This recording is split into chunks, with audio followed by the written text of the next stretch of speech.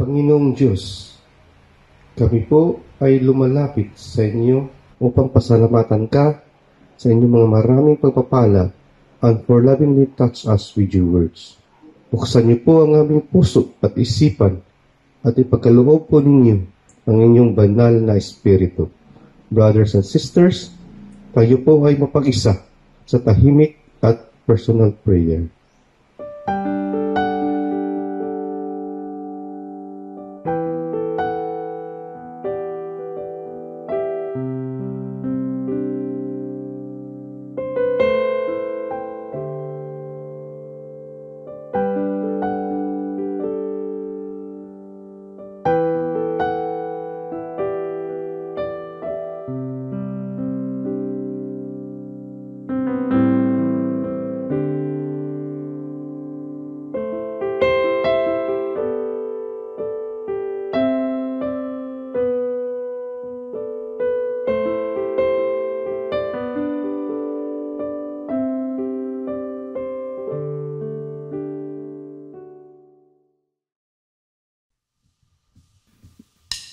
We celebrate your name, we celebrate your love, Lord.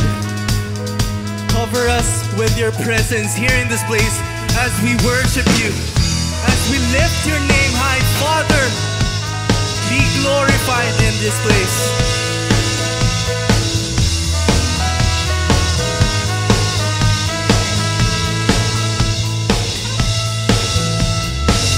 Great is your faithfulness, O God. You wrestle with the sinner's heart. You lead us by still waters and to mercy, and nothing can keep us apart.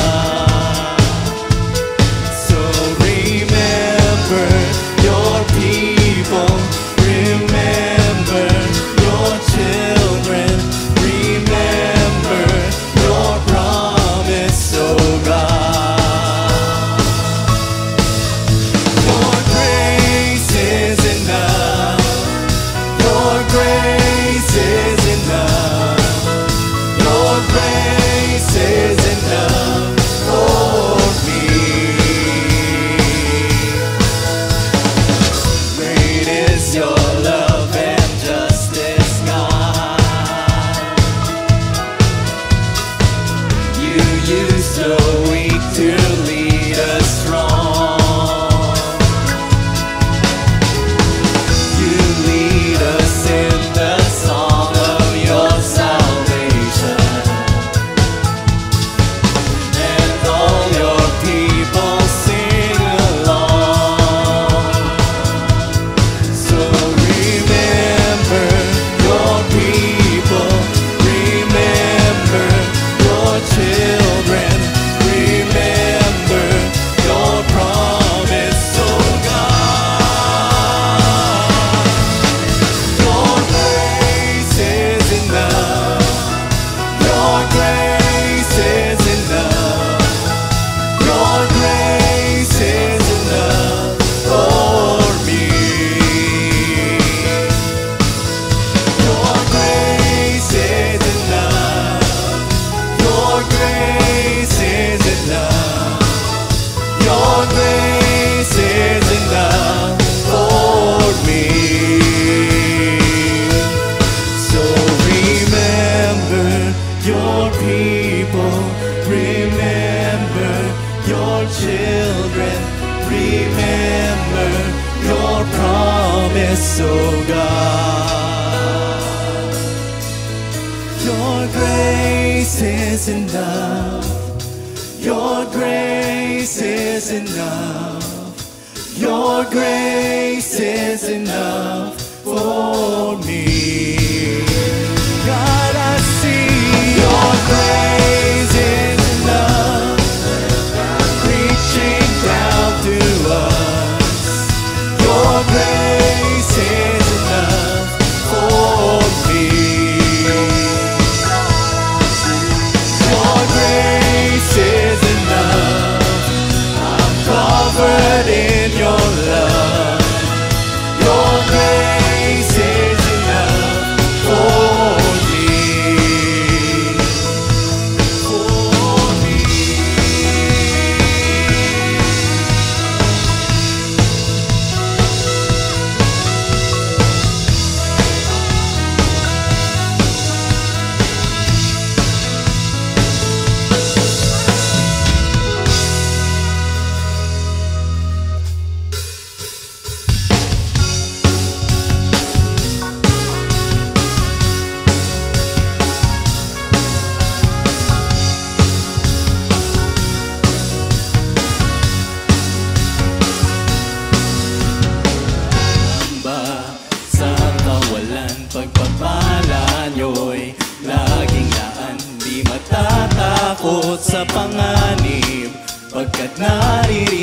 ka palagi, di matitinag sa pagsubok. Ang pagsama nyo'y tiyak at lubos, di mapipigil sa tugawin.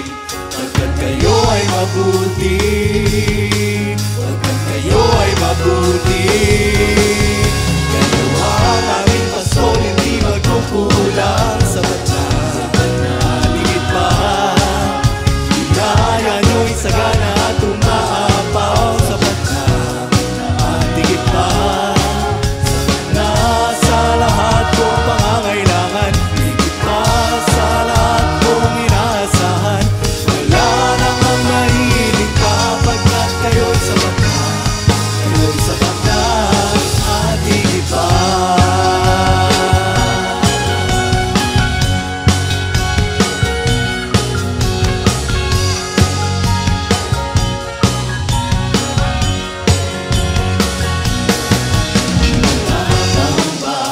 Sa kawalan ng papala nyo'y laging laan, di matatakot sa panganib.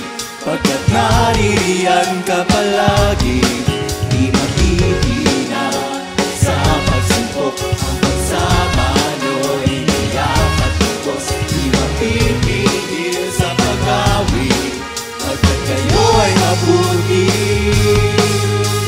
napakabuti. Kayo ang aming pastor, hindi magkukulang. Sapat na, higit pa. Biyaya nyo'y sagana at umaapaw. Sapat na, higit pa. Sapat na sa lahat kong pangangailangan, higit pa sa lahat kong inaasahan. Wala namang mahiling pa, pagkat kayo'y sapat na, kayo'y sapat na. Kayo ang aking pastol, hindi magkukulang. Sapat na, at higit pa. Biyaya nyo'y sagana at umaapaw. Sapat na, at higit pa. Kayo ang aking pastol, hindi magkukulang. Sapat na, at higit pa.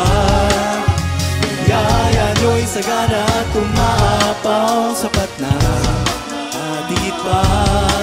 Sapat na sa lahat kong pangangailangan, higit pa sa lahat kong inaasahan. Wala na akong mahiling pa, pagkat kayo'y sapat na, kayo'y sapat na. Kayo ang aking pastor, hindi magkukulang. At higit pa. Biyaya nyo'y sagana at umaapaw. Sapat na, higit pa.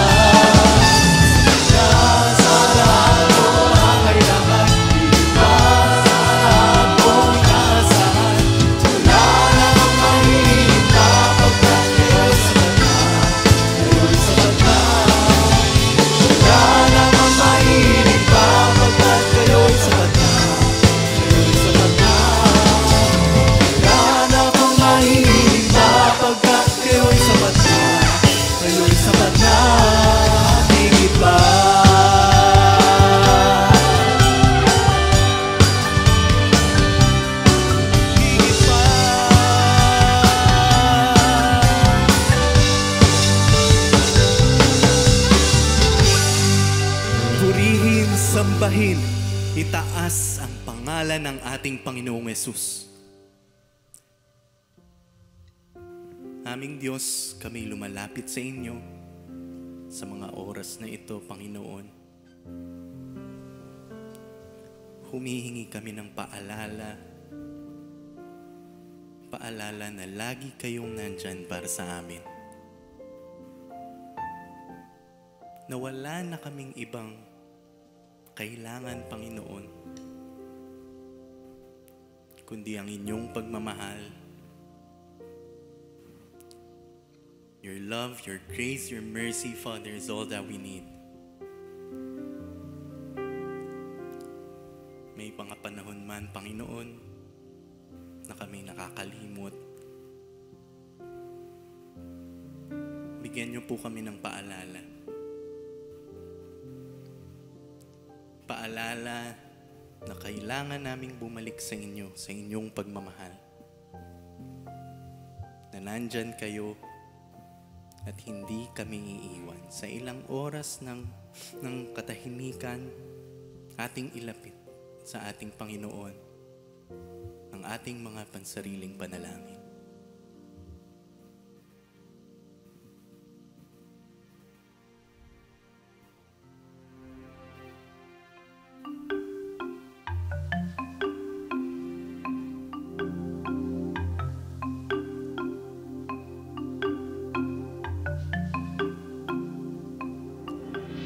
Sa aking paglalakbay sa buhay na ito, may isang bagay sa puso'y aking natanto. Kahit anong hirap ang dinaranas ko, ang katiyakan sa akin di naglalaho.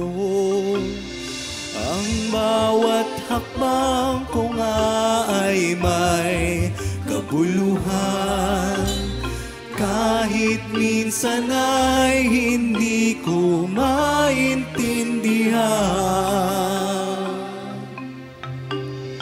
Dahil sa pangakong di niya ko bibitiwan,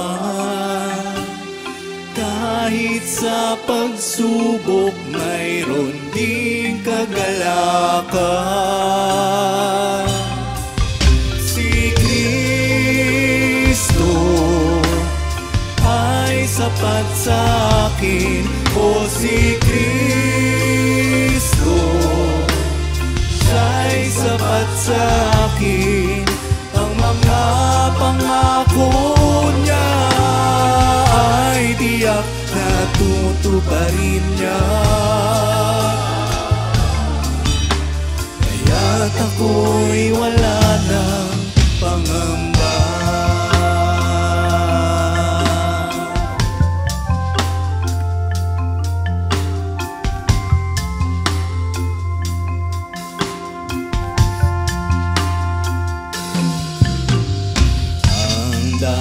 Tungo sa buhay na walang hanggan, tulad ng paglalakbay sa karagatan, pag-ihip ng hangin at buhos ng ulan. Ang pananampalataya'y dapat ibayan. Diyos na tapat sa atin ang siyang nangako na hindi niya pababayaan tayo. Ang pangangailangan ay pupunan niya ng gusto, at ang bukal ng ligaya'y Paulano. Si Kristo ay sapat sa akin, o si Kristo siya'y sapat sa akin.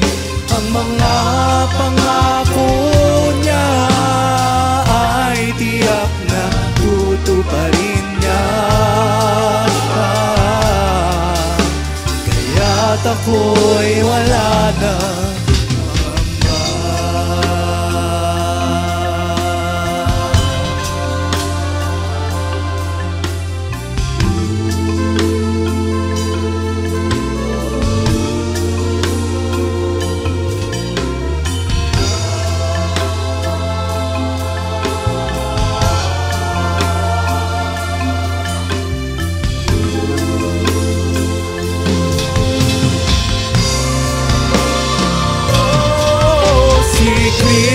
Kristo ay sapat sa akin, o si Kristo siya'y sapat sa akin. Ang mga pangako niya ay tiyak na tutuparin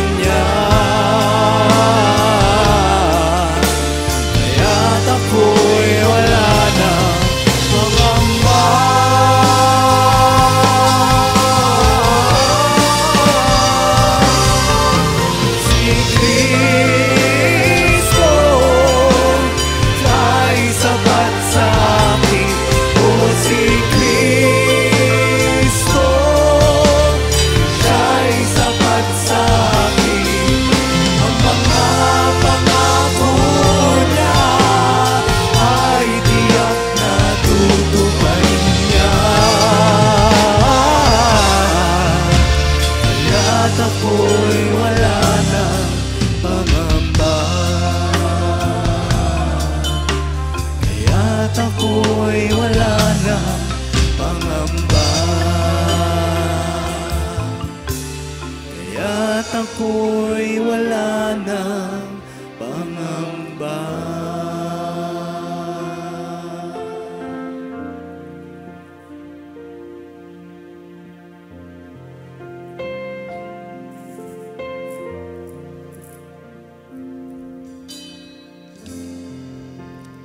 Draw me close to you. Never let me go. I lay it all down again to hear you say that I'm your friend. You are my desire. No one else will do.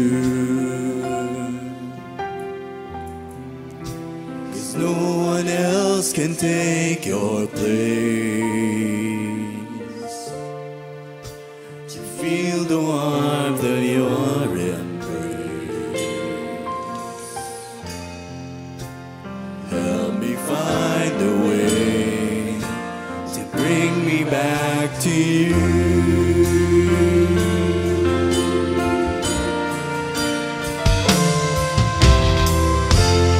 You're all I want.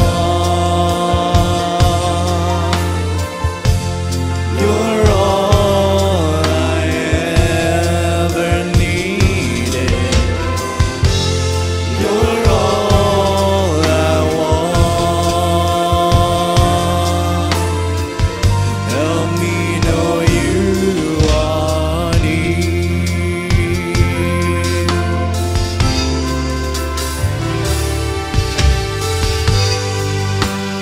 Draw me close to you.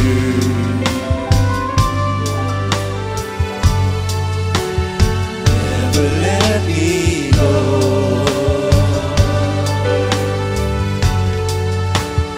Lay it all down again to hear you say that I'm your friend. You are my desire. No one else will do. 'Cause no one else can take your place. To feel the warmth of your embrace. Help me find a way to bring me back to you.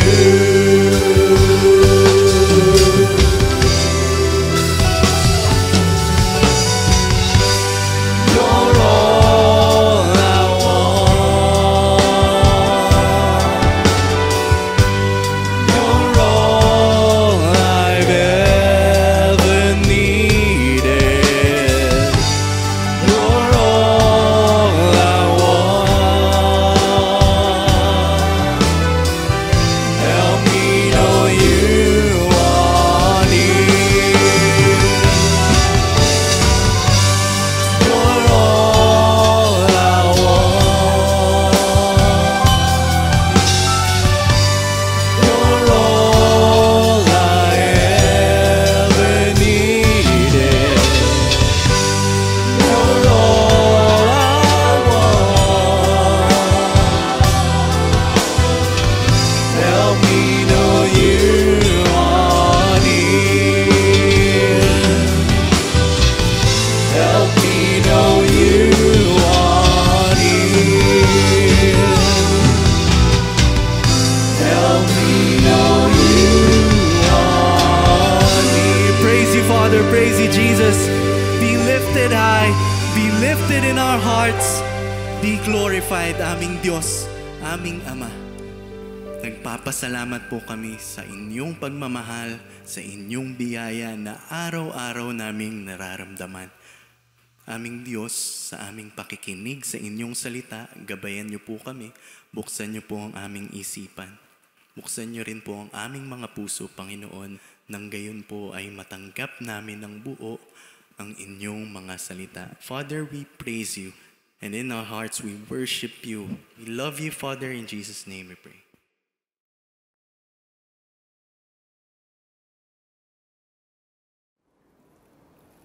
Ang laki-laking problema ng mga tao kung sila ay may inggitin. Napakalaking nawawala na kapayapaan, katahimikan, at mga pagkakaibigan at magandang samahan pag nagkakaroon ng inggitan. Parang kalawang na sumisira sa bakal, ang inggit ay sumisira sa pagkatao, sa behavior, at pati sa pakikipagkapwa-tao. Ang ating pag-aaral ngayon, pinamagatan nating inggit pa more. What are the roots and fruits of envy? Kasi ang envy, cyclical. Yung pinanggagalingan nito, mamumunga at yung bunga, magiging bagong tanim na naman ng bagong inggit, paikot-ikot, kaya cyclical ang root and fruit of envy. One feeds the other. Ang isang fruit at root ng envy ay covetousness, paghahangad sa hindi deserved. Desiring what one does not have, earn, or deserve. Acts 13:45. When the Jews saw the crowds, they were filled with jealousy. They began to contradict what Paul was saying and heaped abuse on him. Yan sa religion, dyan napakaraming mga seloso at mga inggitero at mga covetous at envious. Katulad niyang si Paul, nung maraming nakikinig sa kanya, nagkakaroon siya ng maraming mga followers, nainggit sa kanya yung mga Jews. So, ang ginawa ng mga ito, siya ay pinaulanan ng mga pamumula, paninira, at kung ano-ano pang mga pangongontra. Itong envy, very true to all, but also kahit and especially sa religious circles. Kaya sa religious groups, marami ang mga siraan, batuhan, awayan, kasi nagkakaingitan sila pagka mayroong isang group na lumalaki, isang teacher na dumadami ang nakikinig, naiinggit naman yung iba. Another root and fruit of envy is jealousy. And again, root yan, fruit pa rin. Yung magselos, manibugho, and indulgence in controversies and malicious talk. Pagka ang tao naiinggit, siya ay nagsisimula o sumasali sa mga usapang malisyoso, paninira sa kinaiinggitan. At ang pakikinig naman at pagsali sa ganitong mga usapan ay maaaring maging pasimula na naman ng ibang envy of the same people or of other people who are hearing it at maaaring magbukas sa kanila yung ideya na dapat silang mainggit. 1 Timothy 6:4, they are conceited and understand nothing. They have an unhealthy interest in controversies and quarrels about words that result in envy, strife, malicious talk, evil suspicions. And again, this is especially true among very religious people. Ang pag-aaway-away nila tungkol sa words, sa meaning ng words, interpretation and application of words. At yan, malamang ang pinanggagalingan, envy. Kasi kung wala namang nakikinig sa isang leader, wala naman siyang follower, hindi naman siya kinikriticize ng iba, hindi siya pinapansin.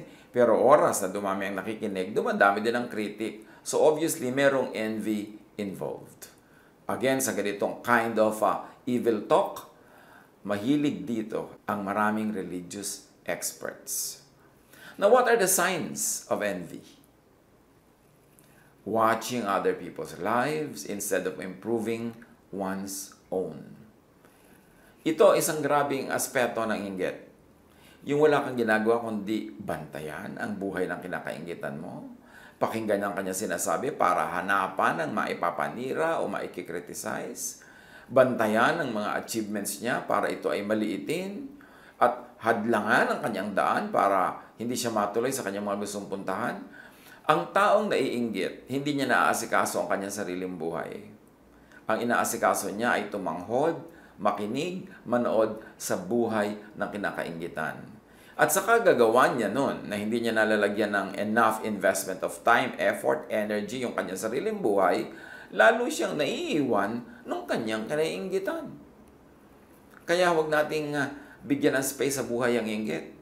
Dahil sisirain tayo talaga niyan. Hindi ka na magkakaroon ng lakas para ayusin ang iyong buhay dahil inubos mo na yung lakas mo sa pag-inggit, sa pananood, sa paninira ng taong kinaiinggitan. Another sign of envy is belittling other people's achievements.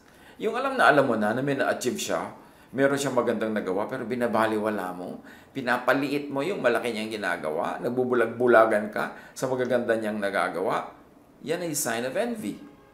At yung maligning others, especially achievers. Yung pagka may ginawang magandang 10 ay ang hahanapin mo, yung 1 o 2 hindi maganda, o yung hindi nagawa, o sisiraan mo siya. Kung hindi mo masira ang kanyang achievement, at sisirain mo ang kanyang pagkatao, ang mga bagay na may kinalaman sa kanyang personal na buhay, these are all signs of envy. At bakit natin ito pinag-uusapan? Kasi pwedeng tayo mismo nagiging biktima ng pagiging mainggitin, o tayo ang sinisira ng mga naiinggit.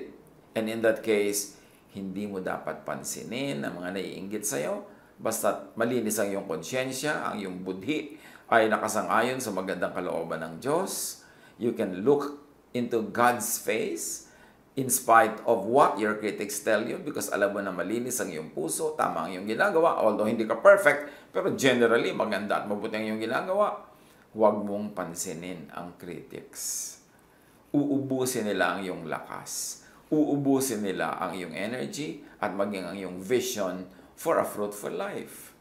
So kayong mga inggitero, lagi nilang binabantayan kung ano ang ginawa mo, huwag mo namang bantayan at hintaying marinig ang mga report kung ano ang sinasabi tungkol sa iyo ng mga naiinggit sa iyo. It will only make you feel bad. It will only negate you from your good race that you are running well. Kaya dapat huwag pansinin ang mga naiinggit. Makinig sa criticism nila dahil baka merong totoo doon, matuto ka, ma-improve mo pa lalo ang buhay mo. Pero otherwise, don't be affected by what envious people say about you. What are the fruits of envy? Needless hard work. Maraming mga tao, kaya lang nila gustong maging number 1. Halimbawa sa school, hindi dahil uhaw sila sa karunungan, hindi dahil gusto nila matuto. Gusto lang nila, sila yung panalo. O yung iba, naghahabol. Pagod na pagod kahahabol. Hindi naman talaga hinahabol ang karunungan. Ang hinahabol ay mas mataas na grade doon sa taong gusto nilang talunin. Ganyan din sa politics, ganyan din sa negosyo, sa hanap buhay, sa anumang timpalak ng buhay na mayroon nagko-contest. Yung naghahabol ka, pagod na pagod ka, talaga bang gusto mong habulin yan? O meron ka lang gustong lampasan na tao? At kung yun lang, sayang ang pagod, sayang ang buhay, sayang ang panahon na nagtatatakbo kang manalo sa isang karera na hindi mo naman talaga gusto yung finish line, gusto mo lang malampasan yung ibang tumatakbo. So, needless hard work. Ecclesiastes 4:4. And I saw that all toil and all achievement spring from one's envy of another. This too is meaningless at chasing after the wind. Yung meron ka lang inggit sa kapitbahay mo, kaya yung bahay niya 2 palapag, ikaw kailangan talagang 3.5 floors para mas mataas, kahit tumatagilid na, natutumba na yung bahay mo. Katulad halimbawa ng mga bansa-bansa dyan, yung bansang ito ang may pinakamataas na building sa buong mundo. Talaga bang kailangan nila yung building na yon? O gusto lang nilang mahigitan yung ibang bansa na merong matataas na buildings? Pero nakakatulong ba sa kanilang economy? Mabuti ba talaga sa kanila? Worth ba talaga ng investment? Yung ikaw ang merong pinakamahabang bahay sa inyong kalye, yung ikaw ang may pinakamaraming sapatos o damit, yung ikaw ang may pinakamaraming members kung yan ay club o group o church, yung ba talaga ang yung goal o meron ka lang ibang gustong madaig? Importante na suriin natin ang ating sarili. Kasi ang kapayapaan ng Diyos, ang katahimikan ng buhay, wala sa contests, wala sa inggit. At manalo ka man sa contest ngayon, bukas may contest na uli, you have to defend your crown, former ka na, hindi ka na incumbent. Tapos ka na, So, sandaling-sandali ka lang naging number 1, tapos may dadaig din sa'yo. Pero how much did you have to pay for this? Siyempre, meron naman mga nagiging number 1 dahil talagang natural lang eh. Magaling talaga sila. Kahit anong gawin nila, magiging number 1. Then that's fine. O meron naman talagang gustong-gusto nila yung ginagawa nila, kaya nagsikap silang mabuti. Naging number 1 tuloy as a result. Pero yung gusto mo lang maging number 1 for the sake of being number 1, for the sake of overtaking everyone else, it's not worth it. Sayang. Sayang ang childhood na hindi naging child yung bata dahil sobrang pinagko-compete ng magulang. Sayang yung youth na hindi ka naging youthful dahil sobrang ka nag-mature agad para maging ikaw ang youngest lawyer or youngest doctor or youngest anybody in your profession. Ang tanong lang ito masaya ka ba? Sumaya ka ba? At patuloy ka bang pinapasaya ng iyong number 1 position na yan? Don't do anything out of envy. Huwag kang gagawa ng anumang bagay para lang meron ka mga kapwang madaig. Hayaan mo sila. Kasi yung iba na talagang mataas ang posisyon nila sa kanilang larangan na pinili sa buhay, kasi line nila yon, natural talent nila, o gustong-gusto nila talaga. Kung ikaw, gagawin mo lang yung sobrang pagod, yung sobrang hirap, dahil lang gusto mong may madaig na tao, pero yun namang achievement by itself is not really your joy, it's not a good way to live. It is a waste of time. It is a waste of energy. Ano pa ang bunga ng envy? Evil practices and disorder. Pagka may inggitan, may evil deeds, may evil practices, may kaguluhan. Kasi ang mga naiinggit, nawawalan niya ng katwiran. Makapanira lang kahit pati sila masira. Ang inggit ay parang acid. It destroys its container more than the one for whom it is being stored. James 3:16. For where you have envy and selfish ambition, there you find disorder and every evil practice. Kahit sa loob ng tahanan, dapat natin itong bantayan. Mga kumisan, magkakapatid na nagko-contest. Mga magkakapatid na nagpapagalingan, nagsisiraan sa isa't isa. Dapat hindi ka na sa bahay. Kasi yung bahay na ang ating huli nating kanlungan. Doon na lang tayo talagang pwedeng maging relax, pwedeng maging mapagtanggap at matanggap ng ating mga kapamilya. Kaya dapat yung ganyan mga contest, iniiwasan, minimize. At kung pwedeng talagang wala sa mga magkakapatid, sa mga mag-asawa, minsan mag-asawa na nga, nagko-contest pa. Contest sa career, contest sa palakihan ng sweldo, contest sa pride, contest sa pagmamahal ng mga anak nila, pinag-aagaw-agawan yung pagmamahal ng anak. No, no, no. This is not the way to live family life. Isa pang bunga ng inggit, cruelty to the object sa kinaiinggitan. Proverbs 27:4, anger is cruel and fury overwhelming. But who can stand before jealousy? Yan ang isa sa mga pinaka-dangerous feelings of all. Jealousy and envy. Napakahirap na mapagselosan at napakahirap na magselos. Mapakahirap na makainggitan at mahirap mainggit. Kaya iwasan na manginggit. Huwag sasadyaing manginggit kasi ang inggit is a negative energy directed against you. So huwag ka magpapainggit.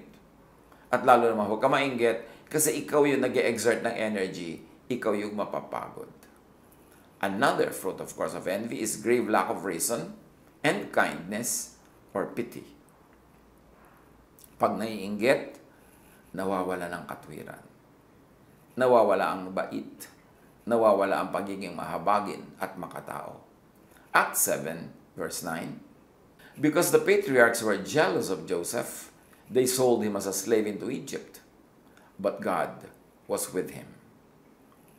So, kapatid nila, sarili nilang dugo, ibebenta nila para maging alipin dahil lang naiinggit sila dahil parang mas mahal ng tatay nila itong si Joseph. But of course, God continues to bless the blessed. Kaya hindi naman nawala ng blessing si Joseph kahit na isinel pa nila into slavery. In fact, lalo pang gumanda ang buhay nito nung lumaon. Another fruit of envy is non-growth. Tulad ng binanggit natin kanina, ang naiinggit, inuubos ang lakas niya sa panonood ng kinaiinggitan. Sa paninira, sa kinakaingitan, at sa pagtanghod sa buhay ng may buhay. Hindi niya tuloy na asikaso ang kanyang sariling buhay. Natural. Hindi siya lalago. Hindi siya asenso. Disqualification from blessings is another fruit of envy. Pag naiinggit ka, tinatanggalan mo ang sarili mo ng pribilehiyong tumanggap ng pagpapala. 1 Corinthians 3, 1-3. I could not address you as people who live by the Spirit, but as people who are still worldly, mere infants in Christ.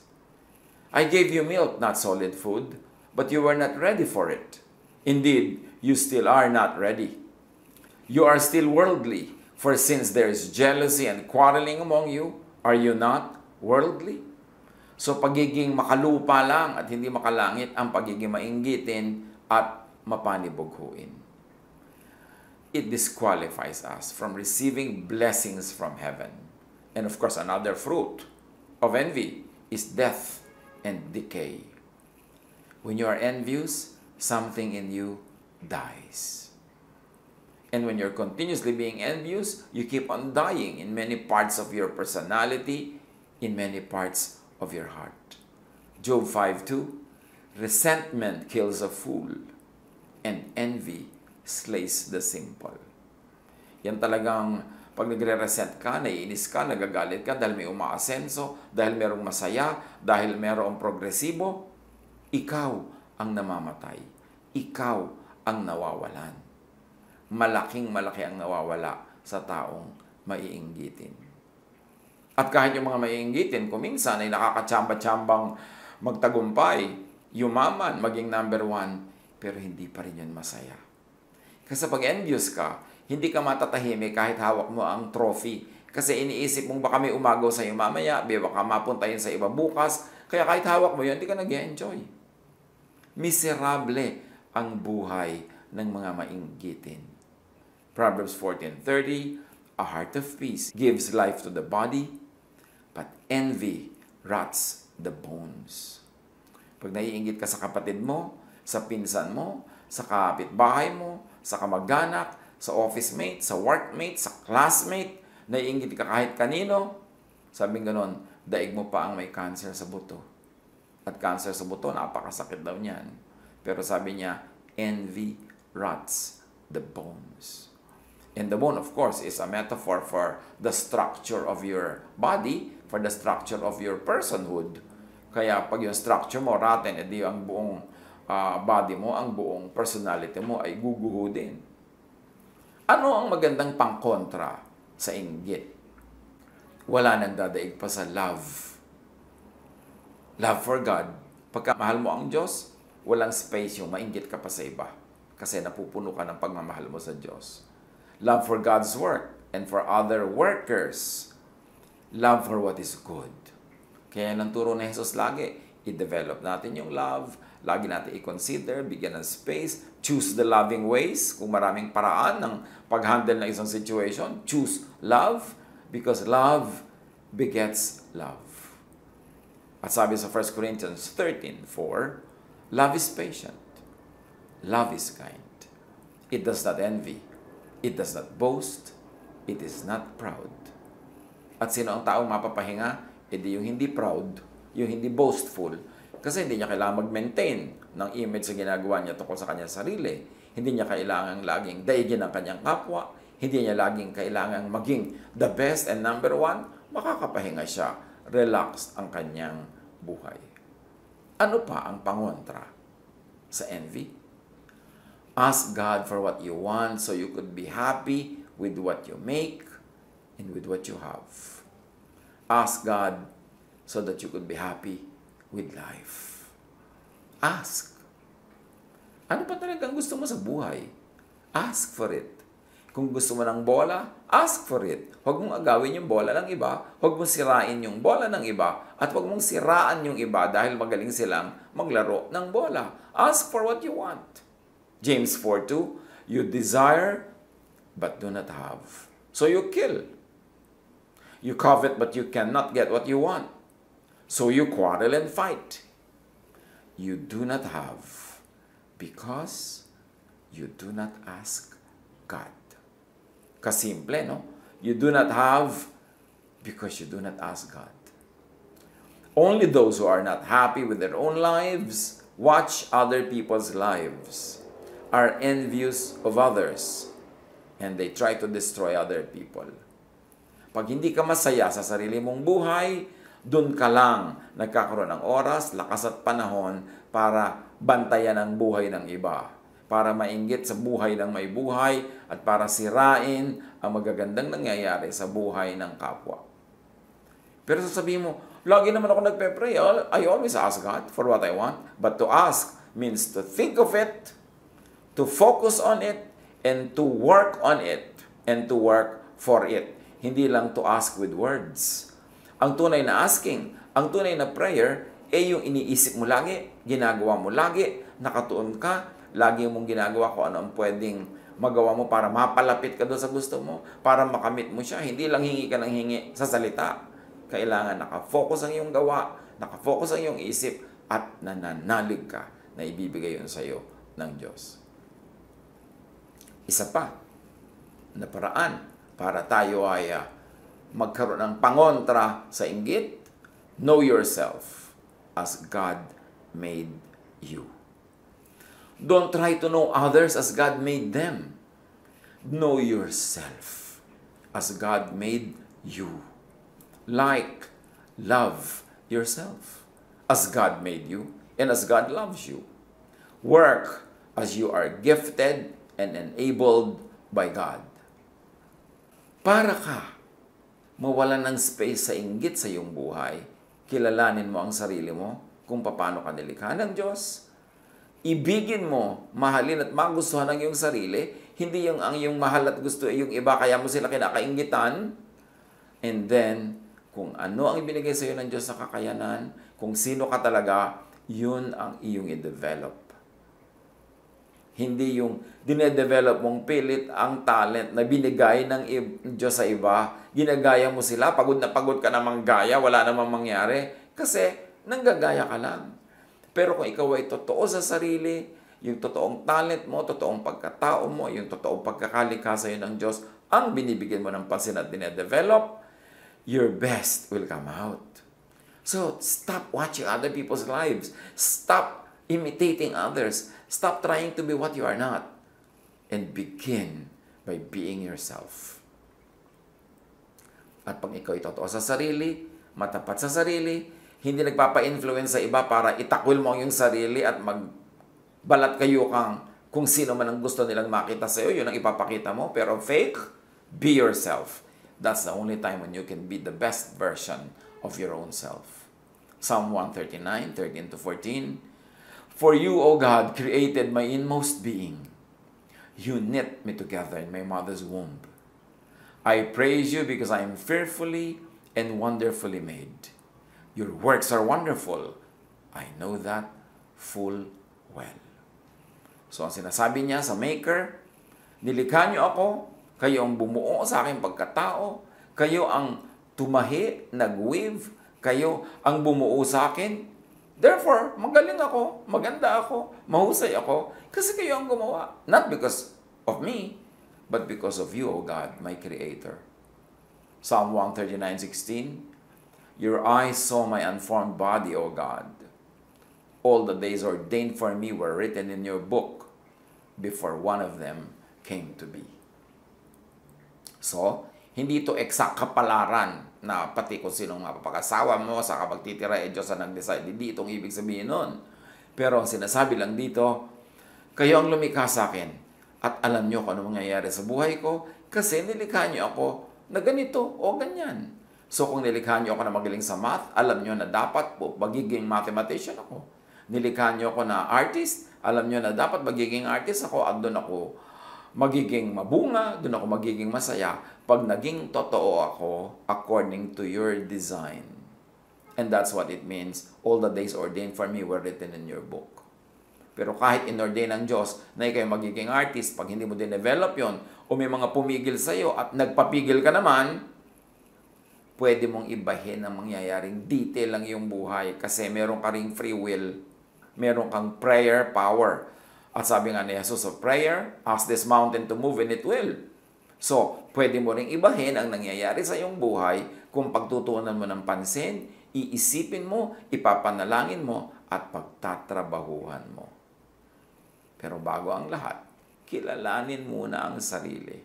Kung saan kahilig, doon bumawal para hindi mo labanan ang force of gravity. Kung saan ka naka-incline, doon ka in-incline ng Diyos, doon ka mag-incline, doon ka magiging best version of yourself. And when you are fruitful, when you are productive, when you're happy with yourself, you will have no space for envy.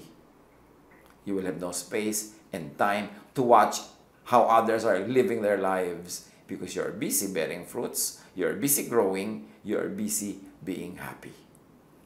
Kung ikaw ang kinaiinggitan, huwag sadyaing manginggit. Meron naman kasi mga tao nang iinggit pa talaga. Yung alam na miserable yung married life ng kanyang pinsan, ng kanyang kapatid, display pa ng display kung gaano sila kasayang pamilya. Hindi naman masama na masaya ka, hindi naman masamang makita yan. Pero let's be sensitive to others na alam nating miserable sila para mo kinikiskisan ng asin yung kanilang buhay na buhay at dumudugong sugat. Pagka ipinapakita mo palalo kung gaano kakasaya sa buhay mo, kung gaano sila kamiserable. Huwag sadyaing manginggit. Kasi pwede kang sirain ang naiinggit sa'yo. Pwede kang siraan, pwede kang gawa ng masama. So why will you want that? Try to lay low. Pagka ikaw ay masyadong fruitful, productive, tapos naliligid ka ng mga taong hindi fruitful and productive, medyo manahinahimik ka. At pag may naiinggit sa'yo, huwag pumatol. Huwag makipag-contest. Don't prove yourself. You don't need to. Huwag mo nang tapakan pa yung nasa baba na nga. At sa mga inggit, huwag magsayang ng panahon at lakas sa kapapanood ng buhay ng kapwa. 1 Thessalonians 4:11, make it your ambition to lead a quiet life. You should mind your own business and work with your own hands. So dapat daw, tahimik ang buhay mo. Tahimik in the sense na hindi ka gumugulo sa buhay ng iba, hindi ka nagpapagulo sa kanila, so tahimik ang buhay mo. At atupagin mo sarili mong buhay, sarili mong profesyon, sarili mong trabaho o negosyo, sarili mong pag-aaral, sarili mong project. At gawin mo ang lahat ng yan using your own hands. Yung hands mo, gawin mo sa productive work. Gamitin mo yan sa pagiging productive, hindi sa pagiging destructive. Atupagin ang sariling buhay, projects, paglago, at pamumuga. At kahit sa church life, atupagin ang sariling ministry. Huwag yung ministry ng iba. Kung ikaw ay minister, ikaw ay leader, ikaw ay religious or spiritual leader, huwag mong ubusin ang lakas mo sa paninira sa ibang leaders, sa pagkikriticize, sa pagpuprove na tama ka. Yung mga katuruan mo, buhay mo, bunga mo, yun ang magpuprove na tama ka. Hindi mo kailangang i-compare sa iba. Hindi mo kailangang siraan yung iba dahil lang sila ay productive, mabunga. Magbunga ka dyan ng sarili mo para tahimik ang iyong buhay at hayaan mo siya. Atupagin ang sariling love life. Yung iba naman kasi nakikialam pa sa love life ng may love life kasi malamang wala siyang love life. Kasi kung masaya ka sa love life mo, ba't ka maninira sa love life ng iba?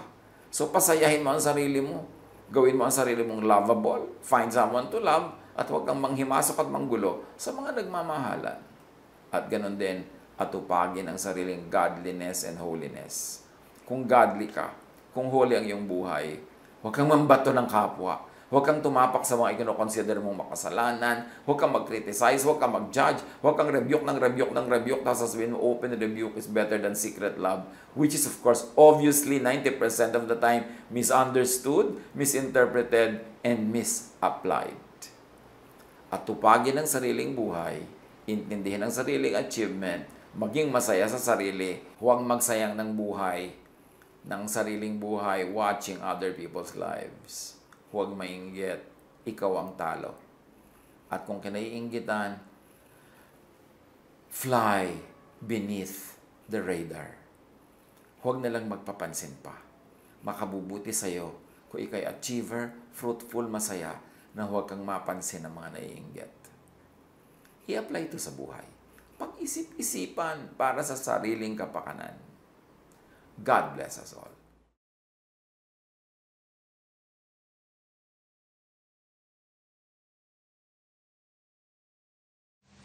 Panginoon, kami po ay nagpapasalamat sa mensaheng ipinagkaloob ninyo sa amin.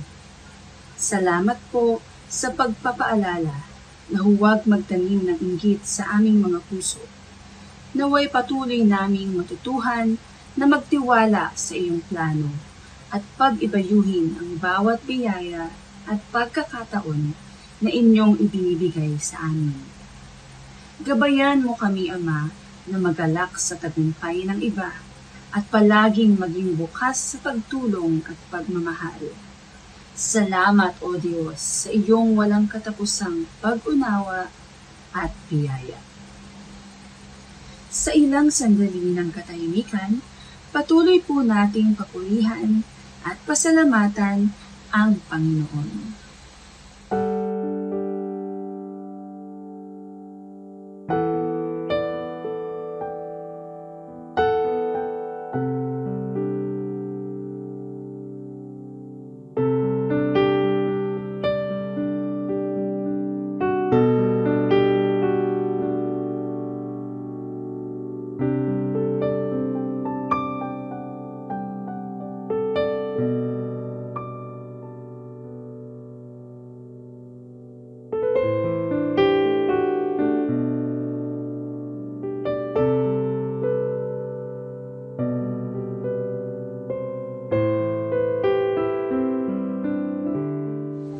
Aming Ama, kami po ay lumalapit sa inyo ng may pusong mapagpasalamat.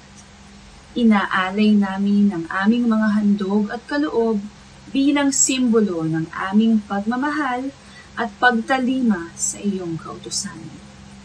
Panginoon, sa bawat alay na ito, hinihiling namin na maging kasangkapan kami ng iyong pag-ibig.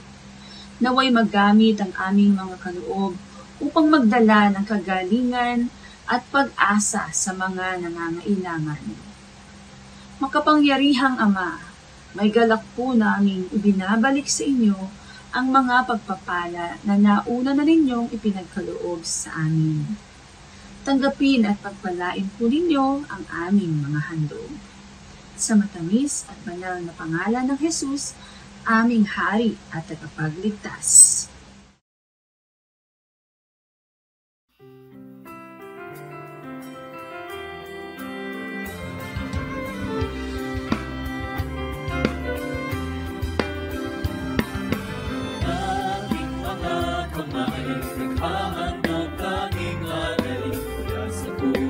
Ko'y tigil sa salamat na hatid upang salita niyo ay palaganapin papalawak ang makalangin na gawain.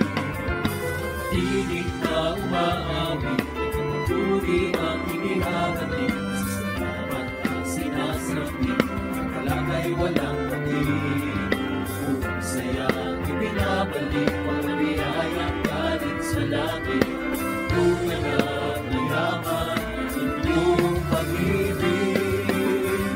Ang aming alay, O Diyos, ay tanggapin. Handog na pinakamainam, ang aming nagalhin. Lahat ng ito'y sa inyo dinanggaling. Manalaan tungo sa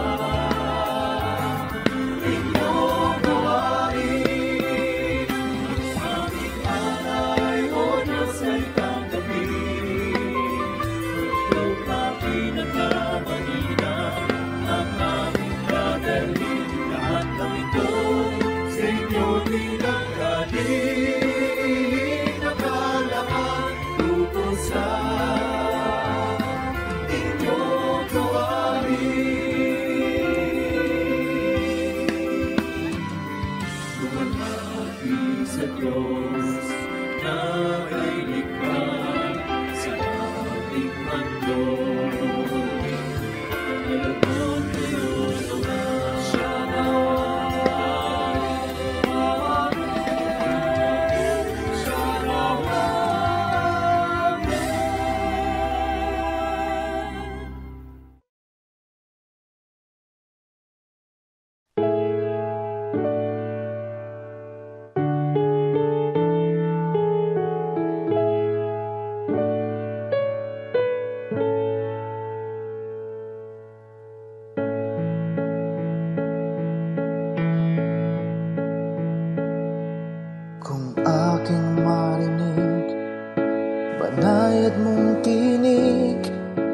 paligid may dilim, sa pag-asa'y hitik.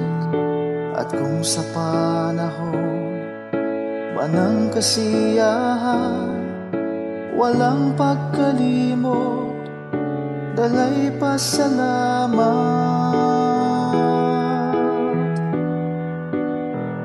Alay ko ay papuri, damhin mo pagsamba, ang pag-ibig mo sa'kin walang hanggan.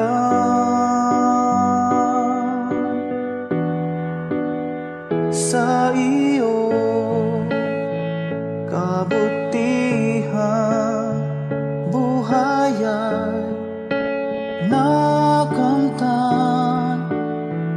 Pupurihin ka magpakailan pa man, aking Diyos.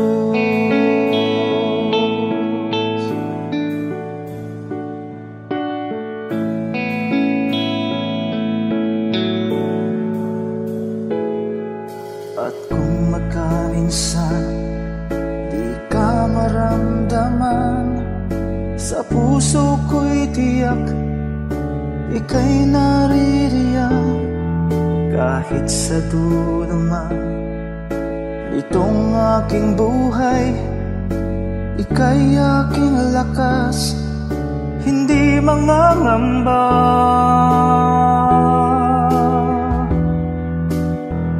Alay ko ay papuri, damhin mo pagsamba, ang pag-ibig mo sa'kin walang hanggan.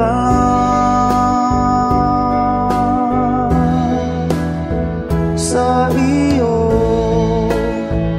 kabutihan, buhay ay nakamtan. Pupurihin ka magpakailan pa man,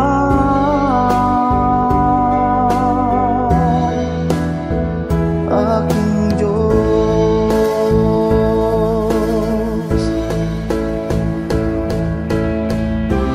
Bawat yugto sa aking buhay,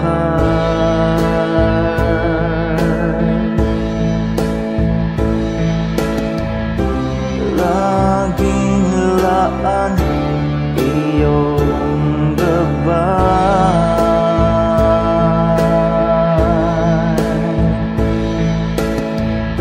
Sa piling mo may tagumpay.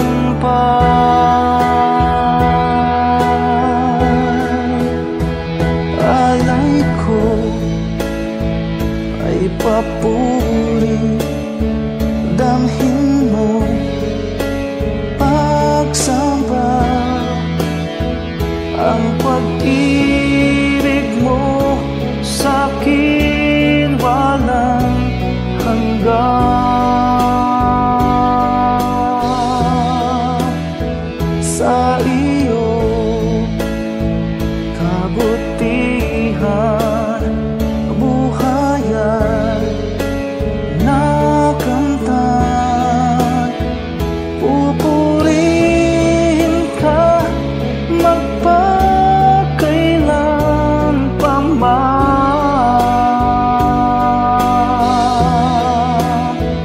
alay ko ay papuri, damhin mo pagsamba, ang pag-ibig mo sa'kin walang hanggan.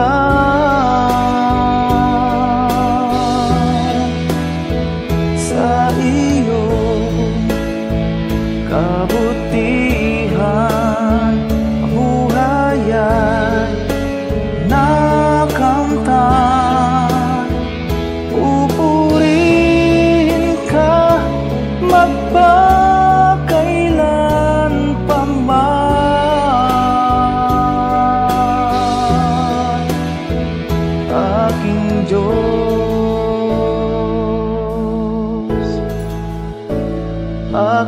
Diyos,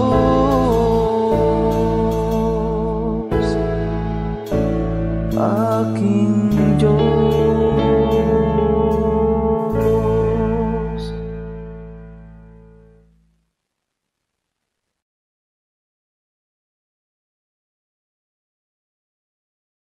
Maraming salamat po, aming Diyos, aming Ama, sa pagkakataon na ibinigay ninyo sa amin upang kayo'y sabay-sabay naming mapapurihan at mapasalamatan.